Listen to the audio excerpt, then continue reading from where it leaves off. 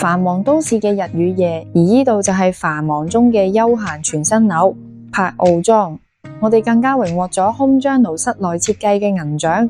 今次我哋嚟到大圍地標柏傲莊，會所以都市莊園美學為概念，擁有城中罕見嘅梯田、魚米共生園同有機園圃。香港生活繁忙，戶主就想喺呢度好好享受佢嘅度假時光。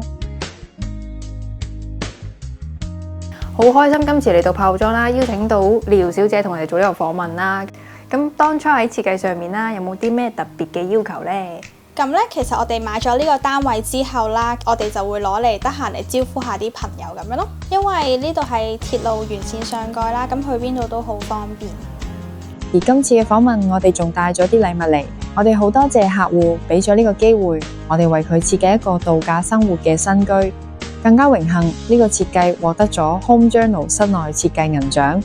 咁想問下廖小姐啦，當初係點認識我哋 Old Milk Collection 嘅呢？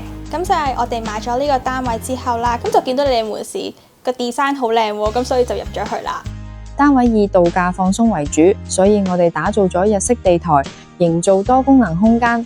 開放式設計令空間更放鬆，地台亦可以作為茶室，真正享受度假生活，同時可以變成一張床。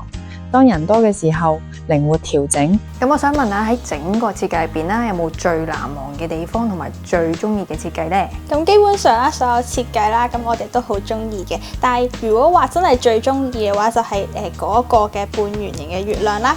為咗營造度假休閒氛圍，我哋用咗多種嘅弧形線條，帶出動線美感，做出一幅藝術般嘅畫作，提升度假嘅生活感。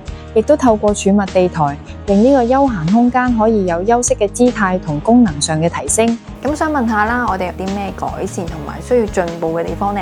咁就係咧，我哋話佢嗰日要搬嘢嚟嘅時候啦，就同我哋講，淨係會包基本嘅保護啦，但係基本嘅保護啊，亦都可能有機會會刮花嘅。咁所以我哋就希望啦，可能可以早啲同我哋講，就話俾我哋聽，究竟我哋有啲乜嘢可以準備好先。咁想問下廖小姐啦，會唔會介紹俾你親朋戚友知道呢？會啊，因為今次嘅設計同裝修啦，都令到我哋非常之滿意。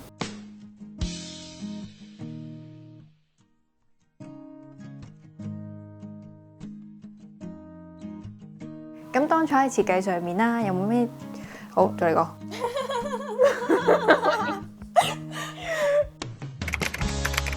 而你有冇對於你度假空間嘅想法呢？無論新樓定舊居翻新，如果你對我哋室內設計有興趣，不妨同我哋室內設計顧問查詢，我哋都想聽聽你所想。